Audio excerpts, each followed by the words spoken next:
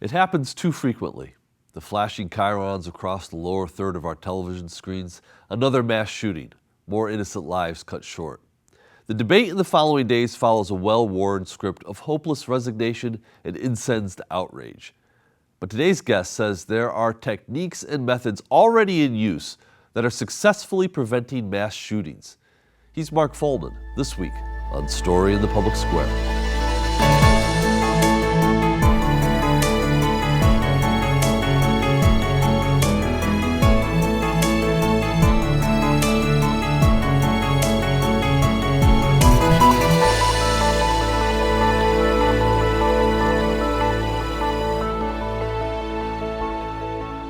Hello and welcome to Story in the Public Square, where storytelling meets public affairs. I'm Jim Ludis from the Pell Center at Salve Regina University. And I'm G-Wayne Miller with the Providence Journal. This week we're joined by Mark Follman, the National Affairs Editor at Mother Jones. He's also the author of an important new book, Trigger Points, Inside the Mission to Stop Mass Shootings in America. And he joins us today from California. Welcome to the show, Mark. Thanks for having me. It's great to be here. You know, we talked about this a little bit before taping, but this is, I think, one of those really exceptional books that takes a very, very serious topic, and instead of leaving the reader in the sort of pits of hopeless despair, you actually give us something to be a little bit optimistic about. So we want to get right to the book. Mass shootings, they feel like a fairly modern phenomena. Is that an accurate characterization of them? Well, in some respects, yes. I mean, it's certainly a problem that we've seen grown in recent decades. But this form of targeted or predatory violence has existed for a long time. And I think it's much more in the public consciousness now, as we have witnessed a lot of horrific tragedies in recent years. But the nature of this problem is really worth digging into, and that's a primary reason I wrote the book, because there's a lot of misunderstanding about mass shootings as well. We want to unpack some of that in just a moment, but the other thing I wanted to ask you about is, I think that there's a popular meme that goes around every time that there's a mass shooting in the United States that it's only in the United States that we see these kinds of atrocities in schools and supermarkets and concert venues. Is that accurate? Is this really a uniquely American phenomenon? It's not exactly accurate. This problem does exist in other societies. Other Western countries have mass shootings, Canada, Europe, Australia historically. But the distinction, of course, is that we have a much greater frequency of this problem. It's inordinately a bigger issue in the United States than elsewhere around the world. In that sense, it feels very exceptional.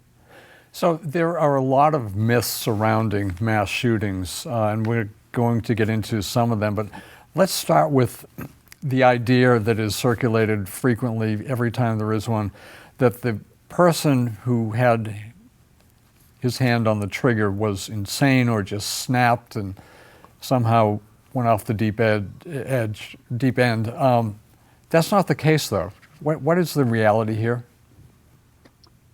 That's right. Well, when I first started digging into this problem about a decade ago, that was one of the first real big insights for me in digging into cases and the data of mass shootings, that we have this very strong narrative in our media and in politics that the people who commit mass shootings of this kind are totally crazy, untethered from reality. There is this theme of them just snapping, quote unquote. You often hear that question, what made the guy snap after a major attack? None of this reflects the reality of how these events occur, meaning that a lot of the people who do this, most people who commit these crimes, are going through a lengthy process of planning and preparation. There's often a quite rational thought process involved. And so the idea that they are completely out of their minds, hearing voices, acting impulsively, none of that is true when you study the forensic evidence of these cases. So the role of mental health and mental illness in mass shootings is still, to this day, widely misunderstood. We have a tendency to try to blame it fundamentally on mental illness, but that's really not the reality in most of these cases. So where do these myths come from? I mean, myths don't spring from nowhere. They have a grounding in some belief system.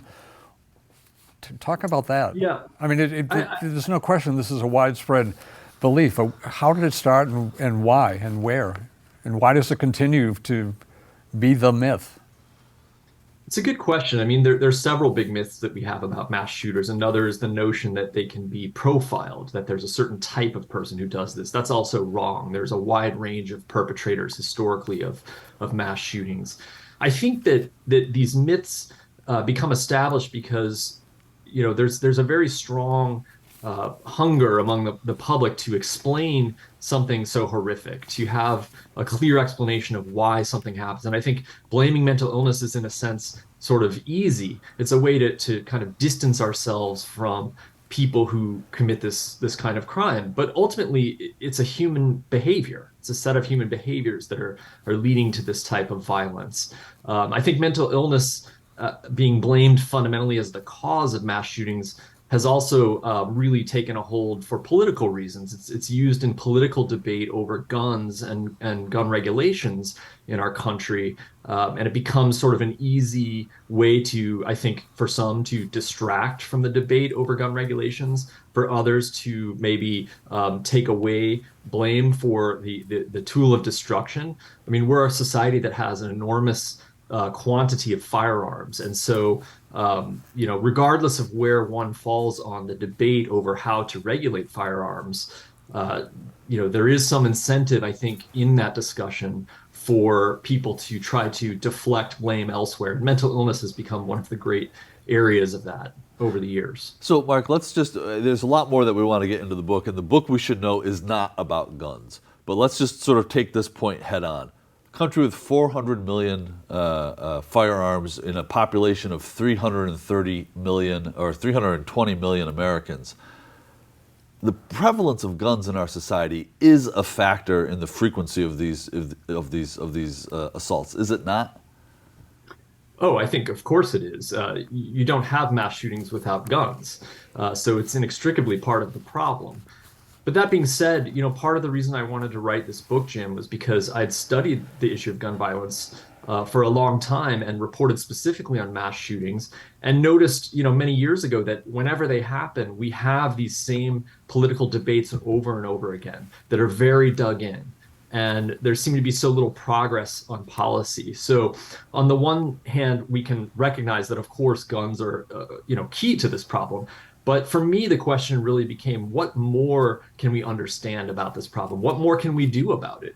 And that's really what inspired me to write the book, because I began to discover, as I really dug into the problem, that there are other dimensions to this that really do offer possibility for preventing these attacks. So the first third of the book really documents the work of a couple of researchers, including Dr. Robert Fine and Dr. Shervert Frazier, who did pioneering early research on what leads people to kill. I'm curious about, how did you find their work, and how did you gain access to their research in telling what really is the foundational chapters of the book? Yeah, I started to learn about that research, which took place beginning in the late 1970s, as I was digging more and more into historical study of this problem of targeted violence. And it really began with a collaboration between mental health experts, Robert Fine, as you mentioned, a forensic psychologist, who had begun working with colleagues at a state mental institution in Massachusetts to try to really understand better what led people to plan violence. And this was really done in the context of assassination. They also began working with the Secret Service at the time. The goal was to try to protect politicians and other high-profile public figures. And through that work, they started to learn that, as I was saying earlier, there is no way to predict who will commit an assassination. And there's no profile of a person per se. Even the role of mental illness was a lot lesser than they had thought initially. So you could see sort of the early groundwork for this method of behavioral threat assessment in that work. And then over the years, they began to apply it to the study of mass attacks, of school shootings, of workplace shootings. So I began to learn about it through digging into some research and some discussions that were going on in the FBI. There were different areas of the country and different institutions and agencies, primarily in law enforcement, that were collaborating with mental health experts to try to do a better job of figuring out how to prevent violence. And this struck me as quite extraordinary when I first learned about it, because traditionally, the role of law enforcement is not to prevent crime, it's to investigate and help prosecute crime after it happens. So I thought this was quite extraordinary, and I began digging into it and reaching out to people who had been involved in the early work, including Robert Fine, and starting to get some of their old research papers and learning more about how they really began to develop this work more than 4 decades ago. You know, Mark, one of the things that I really appreciated about your writing is that this is you're telling a story with this, and there are some narrative details that I found absolutely fascinating. Mark David Chapman was the assassin who killed John Lennon outside of his apartment in New York City, and he was carrying with him a copy of Catcher in the Rye. Now, I had heard from popular culture that a lot of other assassins in the 1980s had been found with copies of Catcher in the Rye, and I had never understood why. You filled in the points on that and connected that, and it's something called emulation behavior. Would you explain that phenomena for our audience? Sure. So this is one area of several. I ended up in organizing the book and studying threat assessment, creating sort of broad sets of behavioral areas that are relevant to the work of threat assessment. There are 8 of them that I discuss in the book. And one of them is emulation behavior. This is known more commonly as the copycat problem, referring to how people who are planning assassinations or mass shootings, in many cases, if you study them, we've learned over time that in many cases the perpetrators are looking to their predecessors for inspiration. They want to identify with them. They want to sometimes use their tactics, and they're seeking ways to go about committing their own version of a crime. And this often involves looking to what the predecessors did, how they acted, how they dressed, what they had. And so that early example was really fascinating to me.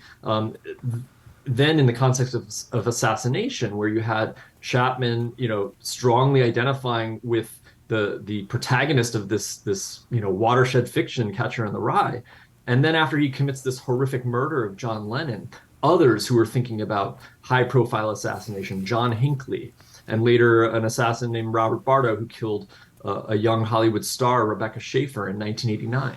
They copied this behavior. They carried a copy of Catcher in the Rye with them. And so this was an important early clue in some of the behavioral patterns that are going on in these cases of assassination. And years later, studying a similar process in mass shooters, the process leading up to those attacks over weeks, months, sometimes even years, you would see emulation behavior. You would see a keen focus on expectations of how the media would respond to a mass shooting, wanting notoriety, wanting sensational news coverage. And so I found this really fascinating part of studying this prevention work, because it really speaks so strongly to the kind of broader cultural and political forces going on in American society that in some ways are very entwined with this problem of mass shootings. So let's zero in for a moment here on copycat killers. Every time there is a mass shooting, and very frequently, even when there's a shooting that involves only one victim or even just a threat, I'm thinking of schools now, law enforcement, other people talk about beware, there's a threat of a copycat killer. How common is that actually in reality? And is it a real, I mean, obviously it's a real thing, but how common is that today and historically? It's relatively common in threat cases and in cases of mass attacks that we've experienced, particularly in the setting of school shootings.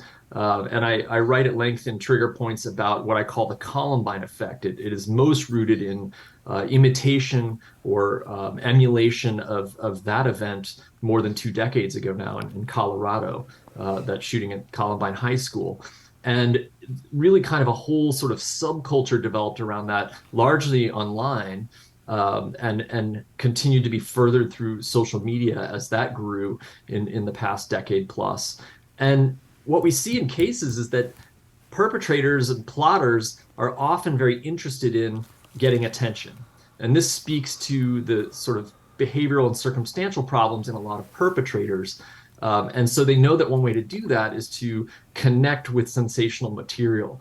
And for many years, the way that we would talk about mass shootings and school shootings in the media, I think inadvertently was feeding this problem. And I write about this in the book, that by continually recycling the images of Columbine and by contextualizing school shootings all in the context of Columbine, we're sort of repeating how important that event is. And so for the few people who are actually looking at that and seeking attention themselves, they're very aware of it and they want to connect with it. And so it did become an exacerbating factor. It's one of many factors in case studies of mass shooters, but it is real and significant. And I think that there has been a growing recognition of that in more recent years. I wrote about it and reported on it quite a bit for Mother Jones and in the book to try to help raise awareness about, the role of the media being significant. But it's really the general public too. It's the way that we share content on social media and talk about mass shootings as a society. If we're constantly giving it a certain reverence or sort of excessive attention on the perpetrators, that's problematic, as I argue in the book. Well, Mark, this is an incredibly powerful conversation, and it's easy to sort of get mired in just the horror of it. But as I said at the outset, one of the things that I really found wonderful about this book is that you don't just stop with the phenomena of mass violence. You also move into some really interesting pioneering work that's being done in places like the Salem-Keizer school system in Oregon. What are they doing there, and why is it so important? Yeah, so for me, the real mission of the book was to understand what we can do about this problem more broadly. And that's really what the work of behavioral threat assessment and threat management is. So again, this was pioneered in the context of assassination and celebrity stalking, but then was applied to school shootings, primarily beginning after Columbine. The school district in Oregon that I spent a lot of time with for the book, Salem-Keizer, they were one of the first to implement this model. And the model is essentially bringing together multidisciplinary expertise on a team. You have mental health experts in a school setting. In the case of schools, you have a school psychologist, you have counselors, you have administrators, you have a law enforcement role, school resource officers, the local police department is a part of the team.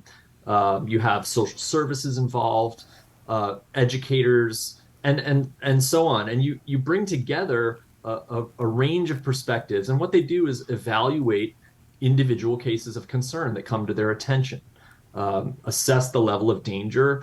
A student who is not doing well, who may be starting to stir real anxiety and concern and fear in others around them, evaluating what's going on here, and then making a plan to intervene. Ideally constructively, getting help to people who need it. That's essentially what this model is.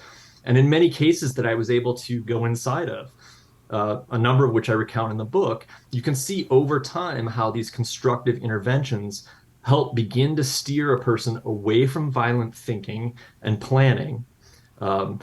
Troubled kids who are really focused on school shootings and getting them resources and help they need to be on a better path. That's the work that school district is doing in Oregon and many others around the country. And so you conclude that it can and does work, this type of new, quote unquote, new approach. Is that correct? Yeah, I came to see with an immersion in this work over several years that it is quite promising. It's tricky to measure the results of this work, as I describe in the book, because really what you're doing is essentially proving a negative outcome. Negative meaning nothing happens. The evidence of success in a threat management case is the absence of evidence in a certain sense. There is no violence that happens. And that's not news, so we never hear about it publicly. But I was able to gain access to a lot of these cases over time and to follow them over time. There are two that I tell quite in depth from the Salem-Keizer program, where you can see over years the young individuals are helped and go in a better direction. And there was very strong evidence in these cases that these were people who were quite seriously thinking about and considering and some ways planning for violence. And so, as much as you can say you prevented violence that never occurred, these are cases that show that, because there's very compelling evidence that these were people who were almost certainly going to carry out acts of violence if they weren't intervened with in the ways that they were. So you're making a very strong argument that this type of approach and program should really be in every school and school district in the country. And of course, that is not the case. What you have in many schools and many districts instead is the presence of armed police officers. They're called by different euphemisms, including resource officers. You have people, politicians, and programs that want to arm teachers. That seems to be the other extreme. Give us an assessment of those two issues, armed police officers in schools and armed teachers, which I think many teachers, maybe most, would say is crazy. Well, I do think that one of the big challenges for this field of work is to do more to explain how this works and to engage the community in it. It's prevention work. It's constructive, ideally, in its truest form. And so the distinction here is prevention versus reaction. When you talk about having armed police in schools responding to violent attacks or having armed teachers to respond to it, we have so much emphasis on physical security in response to school shootings and mass shootings, and being ready for the next attacker, active shooter drills. I think there's validity to those range of policy responses, but in my view, there's such a heavy overemphasis on reaction versus prevention. And so the role of law enforcement in threat assessment is, I think, particularly challenging to convey to the public, because it's not intended to be prosecutorial. This isn't about trying to arrest our way out of this problem. It's really about early intervention to try to help people who are struggling before they get to the point of planning and carrying out violence. And in the course of researching and reporting trigger points, I came to know a number of school resource officers or police officers who work in these programs with this specific training, who are quite valuable to this process, and they're contributing to the prevention work. And yet, we have, I think, some very kind of negative context and connotations around police in schools, with good reason. It's caused a lot of problems in the last couple of decades in particular. It was a trend after Columbine to try to create more armed security in schools, and that led to quite a number of problems in terms of punitive action against troubled youth, and particularly minorities. But this work, fundamentally, if it's done right, is really meant as to be countervailing to that, to do the opposite, to try to keep kids in school, to try to help them, to try to have less contact with the criminal justice system. And in programs where it's done well and effectively, including in Salem-Keizer, they've shown that through their work, that there is less prosecution of troubled youth in that context. Hey, Mark, after the gunman killed 19 elementary-aged students in Uvalde, Texas, and 2 adults, I should note, you wrote a column in Mother Jones basically saying that the narrative, the public narrative, that there was nothing we could do about this actually perpetuated the risk of violence. Can you explain that for our audience? Sure. I've come to see that narrative is counterproductive, in my view. It's unhelpful to understanding the nature of this problem, because we see this repeated every time there's a horrific mass shooting, particularly after a terrible tragedy in an elementary school, again in Texas this year. And its conclusion is that we're stuck with this forever, that we're in a state of despair and resignation, and nothing can really be done. And I just think that we need to fundamentally reject that, not only because there are other ways that we can tackle this problem, including the work of behavioral threat assessment and community-based prevention. In my view, it's all of the above. We have to work on gun policy, gun regulations. We have to work on prevention. There are underlying socioeconomic factors in these cases, real problems with substance abuse and domestic life. All of these things need to be addressed. And so to resign ourselves to the idea that there's no way forward, I think, is wrong. And it's not just a matter of, perhaps political or moral or policy imperative. It also feeds the problem. I wrote about this as well, that again, when you look at case evidence of perpetrators of these attacks, they're keenly aware of these narratives, of the way that we frame this culturally and politically in our media and in our discussion of the politics of guns. And so when we reinforce this idea that these will never end, it, in a certain sense, validates this form of violence. And there are quite a few perpetrators who see what they're doing as justified, as, you know, they've arrived at this idea that it's the only valid solution to their problems. And so I think that that narrative, in a way, contributes to that, and is something that we should move away from, not just because there's more that we can do, but also because it is, in a certain sense, fueling that attitude among shooters. Mark, we've only got about 30 seconds left, but one of the things that it struck me, the cases that I didn't see in the book, the shooting at the AME Emmanuel Church in Charleston, South Carolina. Prior to publication, after publication, the mass shooting at the African American grocery store in Buffalo.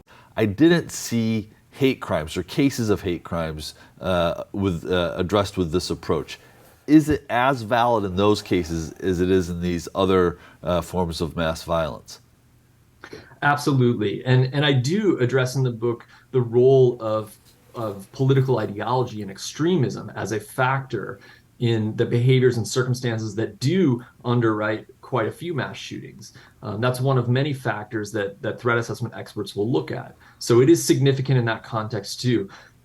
Frankly, there's so many cases that we can dive into for study of the problem that, I had to pick and choose for various reasons which ones to really focus on.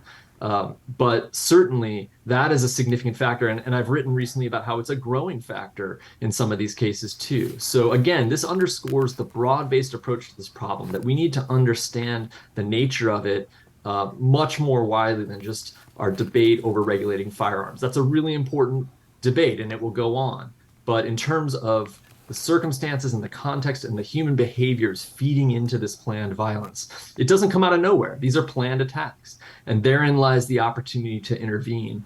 And that's the real hope of the book. Mark, it is an exceptional book. The book is Trigger Points.